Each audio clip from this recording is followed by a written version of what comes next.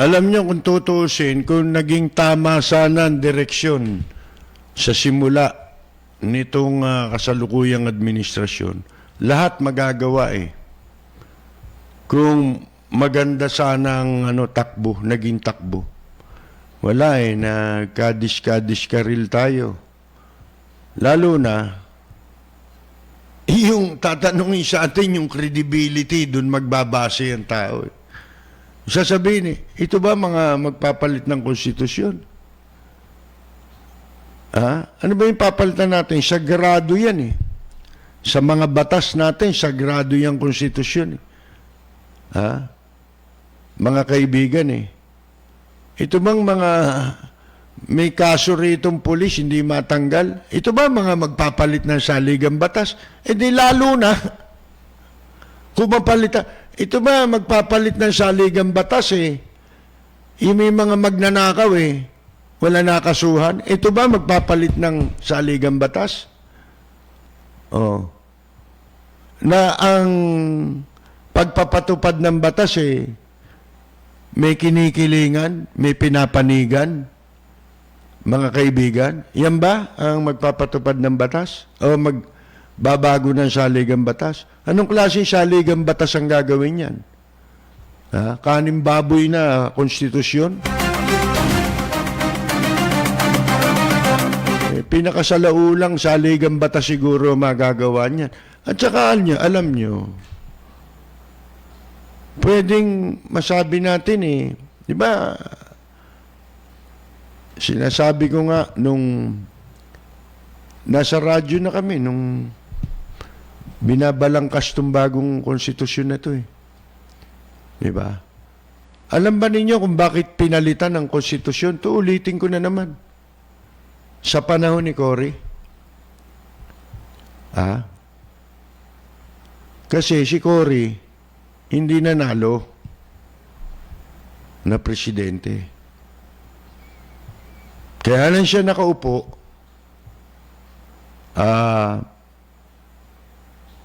si Marcos kinuha. Di ba? Ngayon, ang pinangahawakan lang ni Cory Aquino na siya naging presidente, yung people power. At saka, ipinroklama siya. Pinasumpa pala siya. Sa Club Pilipino, pinasumpa siyang Pangulo. Ang nagpasumpa, si dating Chief Justice, na noon ay Associate Justice, Tihangki. Mga kaibigan, di ba? Nanumpa. Nanumpa lang siya. Pero, yung proseso para siya maging Pangulo ng Pilipinas, wala yun. Kaya nila binago ang saligang batas. Bakit kailangan niyang baguhin ang saligang batas? Ito tali, nakapanumpa na siya at nakaupo na siya. Siya na ang kinikilalang presidente.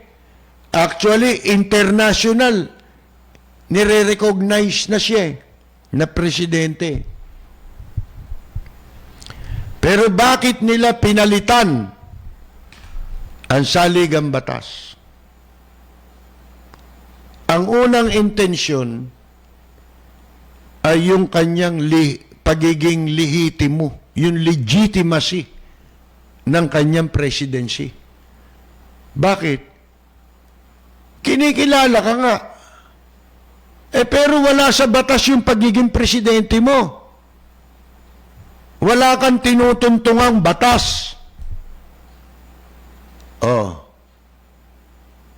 Gumawa sila ng batas. Konstitusyon. Binago yung konstitusyon. At doon sa pagbabago ng konstitusyon, nilagyan nila ng mga kuwan yun. Di ba? In-appoint lang yung mga tao. Kasama yung mga, may mga, katulad si Cablas Ople, isa sa mga na-appoint siya na member ng Constitutional Commission. Di ba kay Marcos yan? Cabinet member ni Marcos. Para magkaroon ng semblance ng demokrasya, mga kaibigan. Tutol ako nun. Sa aking programa, inaatake natin yung Constitutional Commission. Pero bakit sa bandang huli, nung ito'y idadaan na sa plebisito, maganda pa nga yun sa kanila, nag-plebiscite eh. Tinanong ang tao kung kayo ba'y sumasang-ayon dito sa saligang batas na ito. Oh. Ako, bandang huli, sumang-ayon eh. Bakit? Dahil sa isang probisyon. Ano yun? Yung probisyon na gumagarantya sa kalayaan ng pagsasalita at pamamahayag. Yun lamang. Anin pa natin yung iba. Layan eh. Di ba? Yun ang pinaka-importante ron. Hindi inalis yun. Yung provision na yun sa dating saligang batas. Mga kaibigan. Oh. Ngayon, ano pa naging purpose ng konstitusyon nila? Doon sila nagkaroon ng pagkakataong magsipagnakaw ng legal. Alam mo ninyo yun? Palagay ko, kinokopya ng maraming kumokopya niyan eh. Si Erap, kinopya yun eh. Yung ginawa nila Cory. Di ba binago ang pangalan ng Central Bank of the Philippines? Ginawan Tagalog. Isa lang yun ha. Kaya noong pag-upo ni Cory, nung lalo may konstitusyon na, di ba kung ano-ano mga tinayo, PCGG, ang sinasabi ng lahat ng appointee, walang natira dito. Ninakaw lahat ni Marcos. Yun ang sinasabi. Yun ang pagkakataon, alaberde.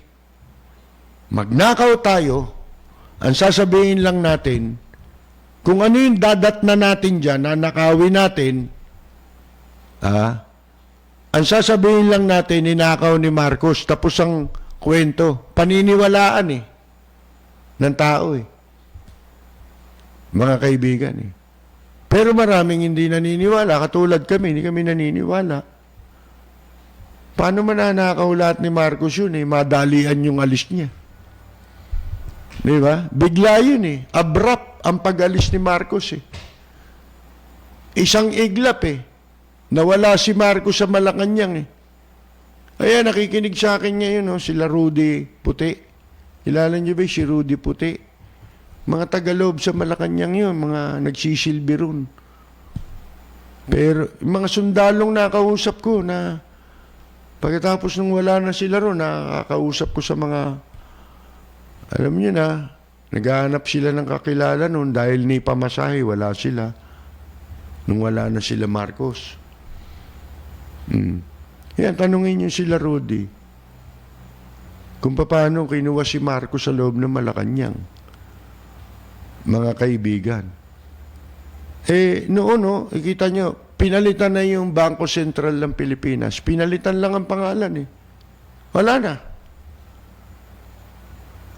Asan na yung pera? Ninakaw ni Marcos. Ganon. Kaya si Erap noon, nung unang maging mayor sa Maynila, ano pinagsasasabi? Bangkarote niya, Maynila. Hindi totoo.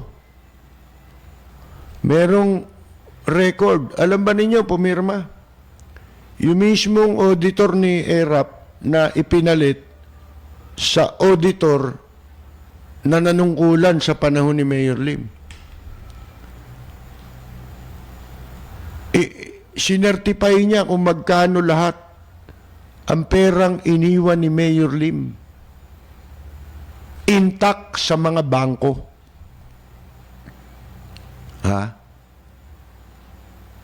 Yung pera ng lungsod na Maynila. Pero ang sinasabi ni Erap sa media, yung media naman bayaran. Kung ano yung sabihin ni Erap, yun ang sinusulat. Hindi ini-interview si Mayor Lim. Pag binigay mo yung papel, hindi nila nilalabas. Mga kaibigan. Yan ang totoo. Yung sinasabi ni Erap. Kaya lahat ng dinatnan ni Erap sa lungsod ng Maynila, dinambong niya yun. Oh. Kaya niya sinasabing bankrupt para manakaw niya. Kasi ginawa nila Cory yun. Nung sila Cory Aquino naupo sa gobyerno. Mga kaibigan. So, kung tutusin, itanong natin sa sarili natin, may kasalanan ba itong konstitusyon? Kahit na ito'y gawa ni Cory. Mga kaibigan, anong kasalanan ang ginawa ng konstitusyon? Ano ang kaugnayan ng konstitusyon sa pagnanakaw? Alam nyo kahit na anong gandang konstitusyon ang gawin natin, wala nga perpektong konstitusyon, di ba, na sinasabi kahit sa Amerika Pero may kasabihan kahit na anya, si Cauding Bartolome nagsasabi nito nung nabubuhay, yung komentarista. Ang sabi niya, kahit pa anghel sa langit, ang utusan natin gumawa ng konstitusyon, siya susulat. At isusulat niya ang saligang batas na ang gagamitin niyang papel ay yung mga ulap sa kalangitan.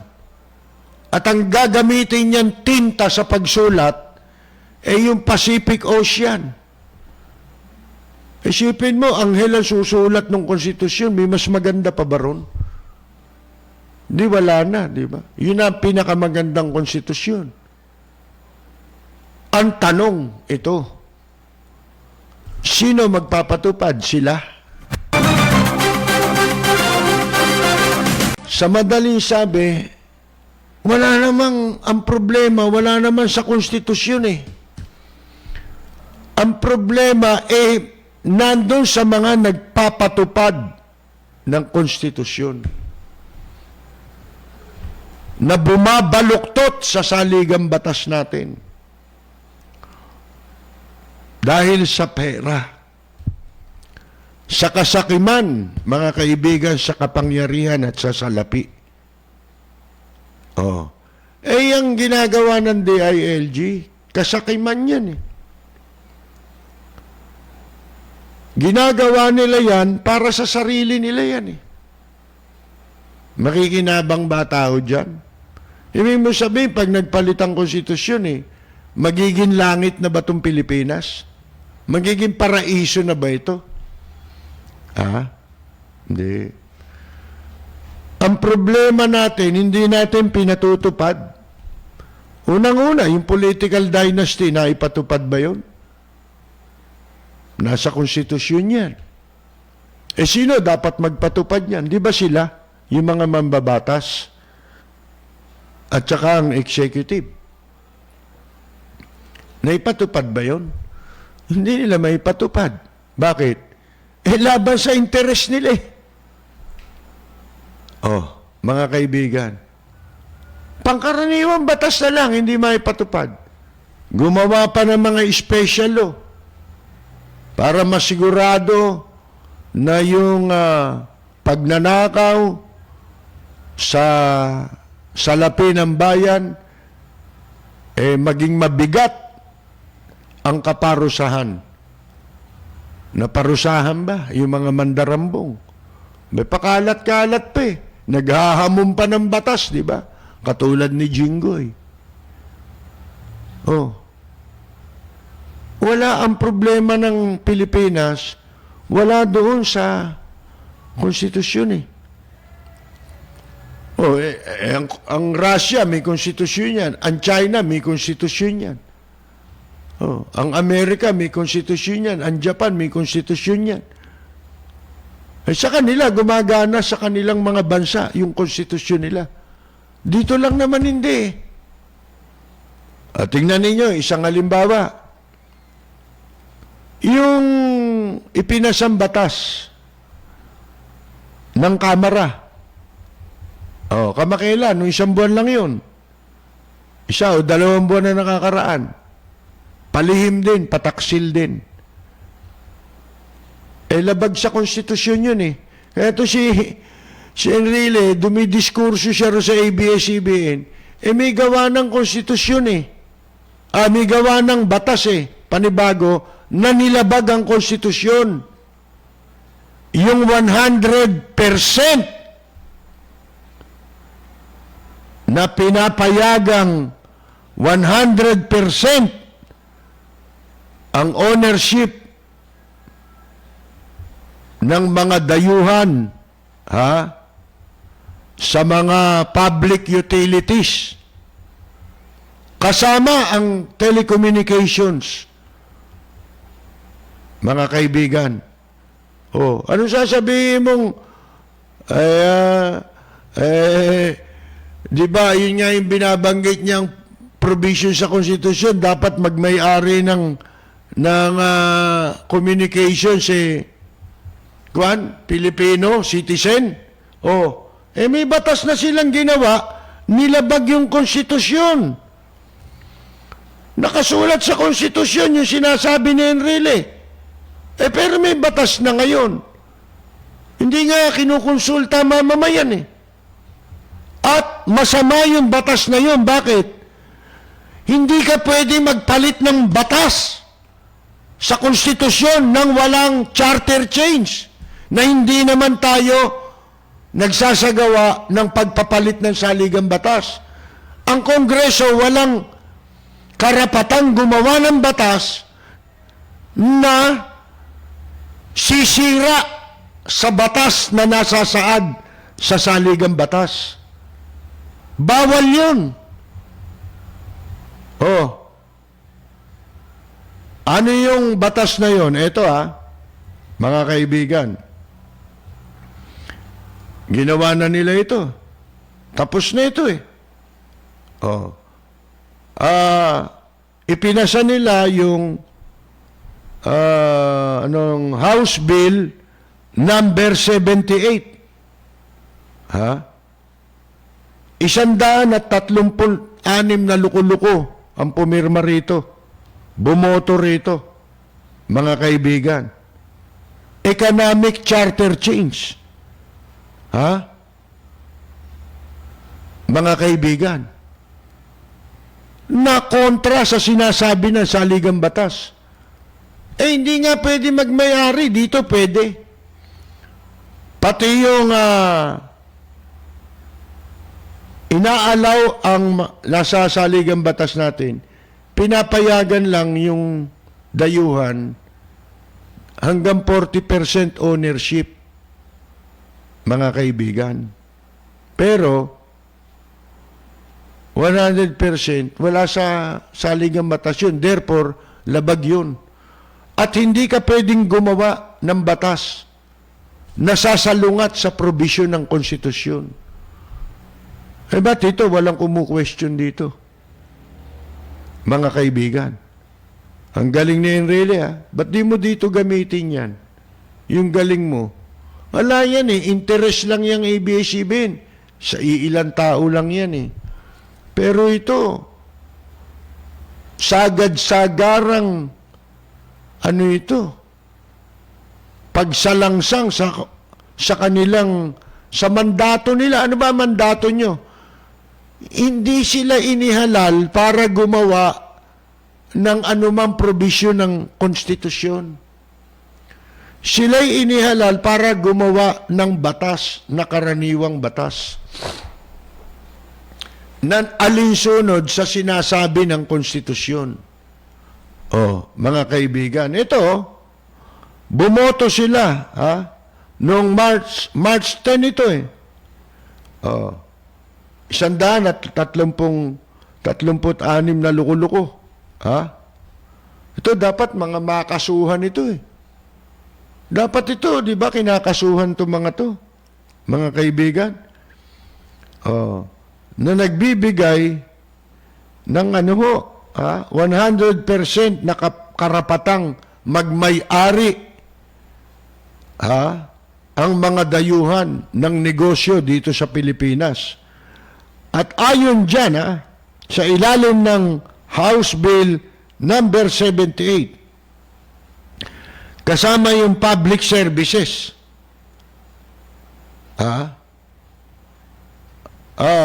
Ano yun? Marine repair shop, wharf or dock. Sa mga ano ito barko ito Kanal, ayan. Public market, palengke, irrigation system, gas, electric light, na leche na. Nabanggit niyo yung electric. Hayop talagang, walang kasing hayop talaga ang mga negosyante, no? O yan. Yung ABS-CBN, wala pa yung issue na yan Sa issue ng pag-aabuso ng Meralco. Ito, sabihin ko sa inyo ang billing ko 3 buwan. Dumating kahapon o nung Sabado. Wala namang nagre-reading. Biglang dumating ang billing galing sa mga hayop na yan. 9,000 isang buwan yung para sa Marso, 9,000 para sa April.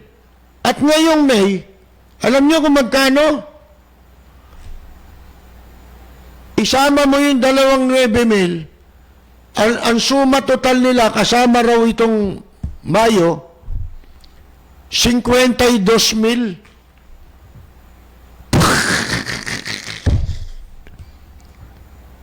Pinapunta ko yung anak ko Tanungin mo nga kung saan sila nagbase. Wala naman dumadaan ditong nagre-reading Simula nung magkaroon ng lockdown yung anak ko, 3 oras yata sa Meralco. Kapitbahay lang namin yung Meralco 3 oras nakapila. Mga kaibigan. Yun daw talaga yun. Yun lang ang sagot nila. Bakit lahat nagre-reklamo? Sana kung kami lang. Hindi ba may mga nagkagulo pa sa Pasay? Napakawalang yan ng mga hayop na yan. Mabuti hindi nagagalit ang tao, no? Dito, ang tao, mapagtimpi pa kung tutusin ninyo Pasalamat itong mga hayop na ito, dito sila isinilang Kasi kung sila naging mamamayan ng ibang bansa, pinatay na yung mga yan, yung mga may-ari ng Meralco na yan, yung mga oligarchs dito, pinagpapatay na yan. Mga kaibigan. Ito kasama, telecommunication system. Wire or wireless communication system. Kasama dyan ang media. Yung broadcasting, kasama yan. Communication yan Sa communication, 100% Filipino ownership lang yan. Dito, puro dayuhan mga kaibigan Hindi ho ba? Tapos papalitan nyo konstitusyon, kayo. Ni wala kayong nakanti dyan. Wala tayo naging naipakitang nagawa. At ang mga makapangyarihan dito, hindi hindi nasasakop ng batas doon sa doon sa kaso ni Sinas, yun dyan sa NCRPO, mga kaibigan, 19 yung kinasuhan pala ron. Nasa akin yung listahan Bukod kay Sinas, lahat taga NCRPO Ilan yung general doon, mga kaibigan, tsaka mga kernel. Ang dami pala nila ron. Mantakin ninyo. Yan, Wala kayong karapatang magpalit ng saligang batas, Kayo unang lumalabag sa batas, Tapos meron pa kayo pa may ganang magtaguyod ng tsa-tsa. Naku, sus Mariosep. Ha? Ewan ko. Ha? Paano nyo gagawin yan? At hanggang kailan nyo matatagalan yan? Alam nyo, palibasa, sabi ko nga yung mga pulis, mga army natin, military, palitan nyo na yan. Magbakasyon na kayong lahat. Ipalit nyo na yung incheck. Yung mga inchik lang, di nyo maipatupad ang batas dito sa inchik eh. Bakit? Ayun. Nadulas yata yung isang newscaster na inchik ng China, mga kaibigan. At sinabi, tayo raw ay probinsya ng China. Pero walang tumitindig, ano? Para ipagmalasakit ang bansa natin. Asan ang mga mandato nyo? May pasumpa-sumpa pa kayo pagpunta nyo sa paghawak ninyo ng tungkulin, pagpwesto sa inyo, nanunumpa pa kayo. Hindi naman pala totoo. Ha? Mga kaibigan. Percy Lapid at sa mga listeners ngayon, binabati ko ang inyong programang Lapid Fire sa matapang at makatotohanang pagbabalita. Lagi po nating pakinggan ang programang Lapid Fire ni Percy Lapid. Ito po ang inyong katrupa at kaibigan, Manny Pacquiao. Maraming salamat po. Balita, impormasyon at mga isyong may kinalaman sa bayan. Lahat isisiwalat ng walang takot. Lilinawin, hihimay-himayin, matapang, ngunit malalim at makatotohanang komentaryo sa Lapid Fire. Lapid Fire. Kasama si Percy Lapid. Alam ba ninyo, merong balita na nagpaputok ng missile ang Amerikano bilang warning sa China. Mabuti pa yung Amerikano, mga kaibigan, ay pinaglalaban tayo, ano po. Pero yung mga sarili natin dito, walang may gustong tumayo, ano ho. Palit na nating police in check. Para wala na tayong problema. Nagkukunwarian pa tayo rito mga military ang mga inchik dito. Palit nyo sa AFP na walang sipi mo AFP Chief of Staff niyan Napabalita ka makailan, di ba na humihingi ng gamot sa COVID. Sumulat sa China. Anak-anam. Sa presidente yata ng China, sumulat at humihingi siya ng gamot para sa COVID-19. Sus Mariosep, mga kaibigan, doon kayo humingi ng sweldo dapat, di ba? Bakit tayong mga Pilipino nagbabayad ng sweldo nitong mga natin? Armed Forces, tsaka mga pulis natin. Di ba dapat China nagpapasweldo sa kanila? Ngayon, ito, si Alvin Samson, nanonood po sa atin from London, at binabati natin sina Ondoy Pogi at Cecilia ng Kamarin, Caloocan, na laging nanonood sa atin. Pinababati kayo ni Alvin. Si Ompo Bermudez ng Morley, Western Australia. Si Sergio Herolaga. Binabati ko nga pala yung sandali yung husband ni ni Gretchen Contiling Yun daw tatay ng dalawa niyang anak na si Larry Pangilinan. Birthday pala ngayon ni Larry Pangilinan. Happy birthday Larry Pangilinan.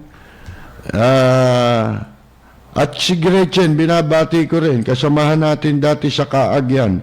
Si Al Angeles ng Temecula, California. Junior Dal ng California. Si Janice Luga Sima Franca Nicolas.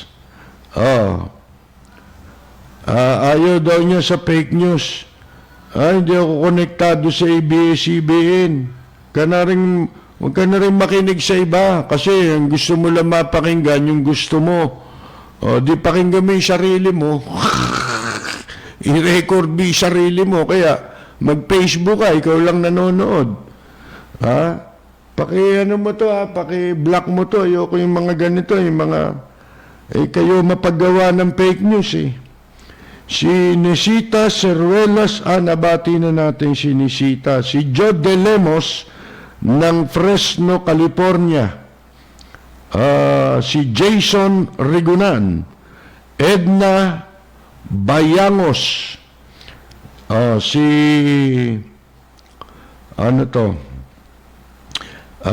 Robert Cruz. Si binababati niya rin si Dario Diato, si Brian Sabas, Dado at Angelo nanonood sa Valenzuela City. Si Edwin Angara ng Australia, si Hans Kuwini, ayan po, si Virgil Garcia, Edna nabati na natin si Edna Bayangos, Mimi Basalio, si Joan Uishi, si Tito Cabangon ng Chicago, si Jose Joy Asuan Belen, Romualdo Reyes, DC Encarnacion, Alex Darang ng Roma, Italia, si Boyet Carino, si Greg Sagitsit, Sagitsit, para nagmumotor ang pangalan nito.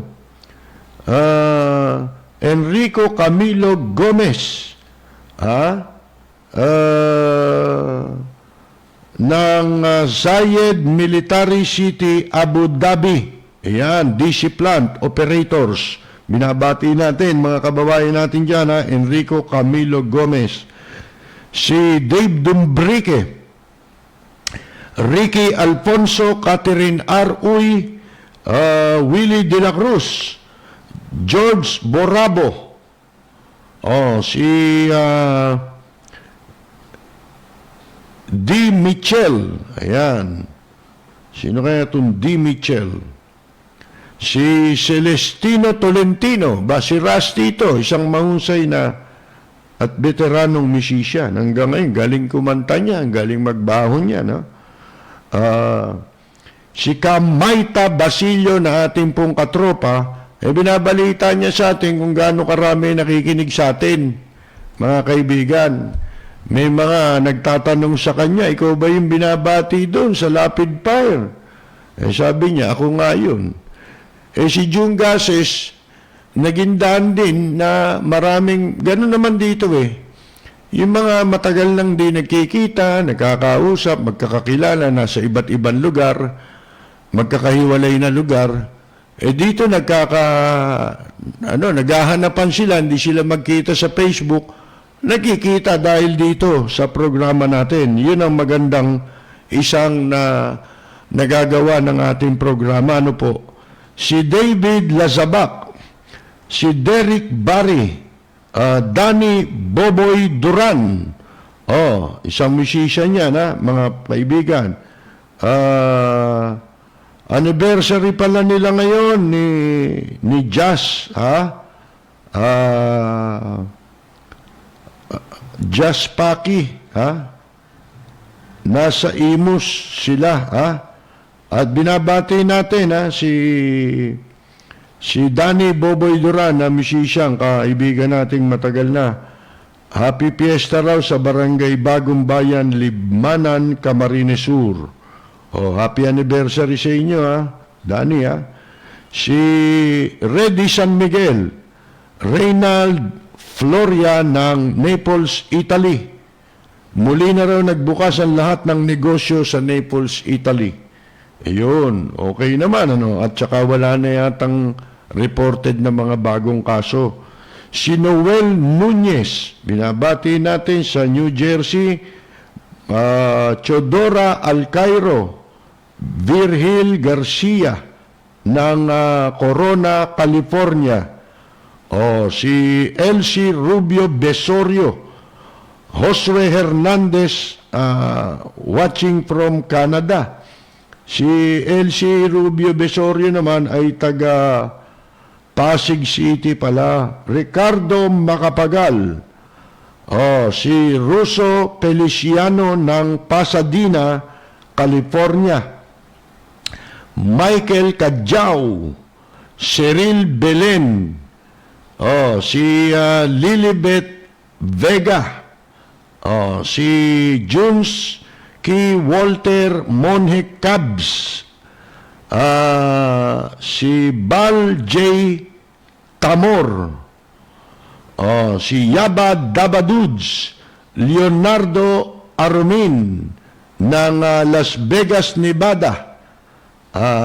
At kinukumusta niya ang kanyang mga anak sa Tondo, Manila na sila Mark, Lailani at Lester. Ayan.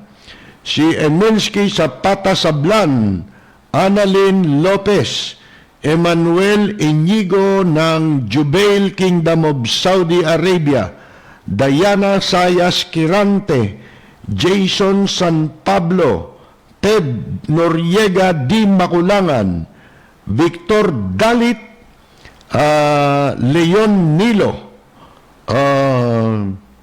si Pepe Madlang Bayan ng Columbia, Missouri. Yan. Columbia, Missouri.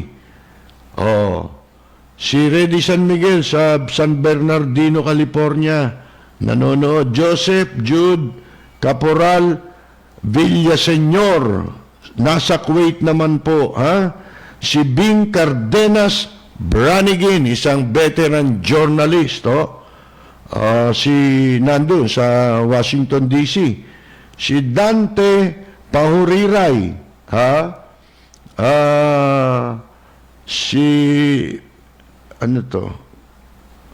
Si Linda Vista Sanjeg ng San Diego, California. Yan.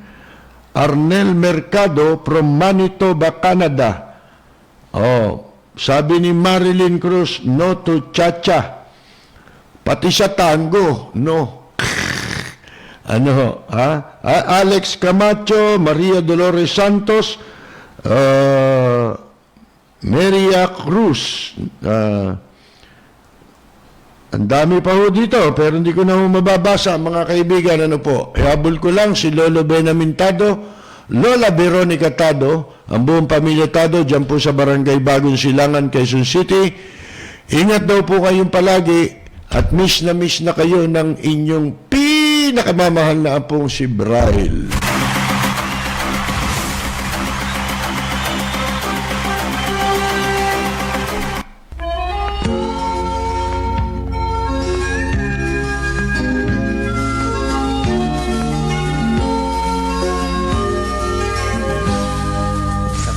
Ko ay isa ang lahi, dito'y wala ang pagkukunwari. Hindi padagaig, sadyang kilala sa daigdig, may pagkakaisa sa bawat nais. Ang bayan. Mga kaibigan, dyan po tayo muli pansamantalang magpapaalam. Bakit sa pangalan po ng ating frontliner, ang ating technical director si Braille.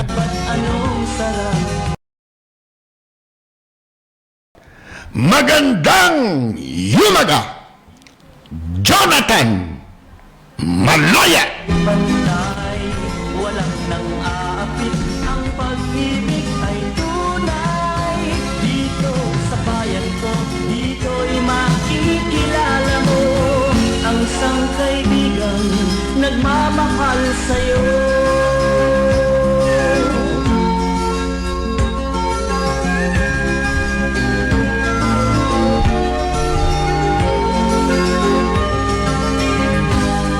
Ang bayan ko'y punong-puno ng yaman, bakit ito'y kailangan pang iwanan?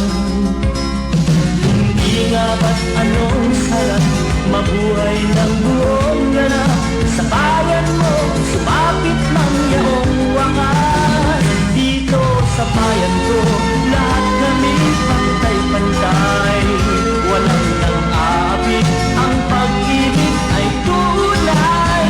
Dito sa bayan ko, dito'y makikilala mo ang mga kaibigang nagmamahal sa'yo. Dito sa bayan ko, lahat kami pantay-pantay, walang nang-aapit, ang pag-ibig ay tunay. Dito sa bayan ko, dito'y makikilala mo ang isang kaibigan, ang mga kaibigan, ang bawat kaibigan na totoong